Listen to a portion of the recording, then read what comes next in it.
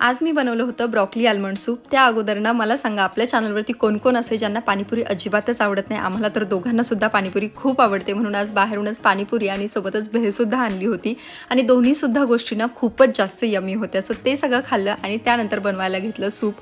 तेलामध्ये 5 ते 7 लसणाच्या पाकळ्या घातल्या, त्यानंतर कोथिंबीरची देठं होती तर ती घातली आणि त्यानंतर एक कांदा घालून ना छान असं परतून घेतलं। त्यानंतर मीठ आणि सोबतच भरपूर असे बदामाचे काप घातले आणि ते परतून झाल्याच्या नंतर टाकला आपला मेन इन्ग्रेडियंट। आता नाव किती जरी फॅन्सी वाटत असेल ना, तर रेसिपी खूप सोपी आहे, त्यामुळे तुम्ही तुमच्यासाठी आणि तुमच्या बाळासाठी नक्कीच एकदा ट्राय करू शकता। त्यानंतर पाणी घातलं आणि एक कुकरची शिट्टी काढून घेतली। पातेल्यामध्ये ह्या जर गोष्टी शिजवून घेतल्या ना, तर सूपला कलर खूप छान येतो, त्यामुळे तुम्ही नक्की तसं एकदा ट्राय करा। माझ्याकडे वेळ नव्हता म्हणून असं करते। त्यानंतर सगळ्या गोष्टींना गाळून घेतल्या आणि वरचं जे काही मिश्रण आहे तर त्याची छान अशी प्युरी बनवून घेतली। प्युरी बनवून झाल्याच्या नंतर त्याच्यामध्ये थोडीशी काळी मिरी घातली, लागेल तसं गाळलेलं पाणी घातलं आणि मस्त असं सूप तयार आहे। गार्निशिंगसाठी बदामाचे काप आणि छान अशी फेटलेली साय टाकली, झालं आपलं सूप तयार। चलो बाय।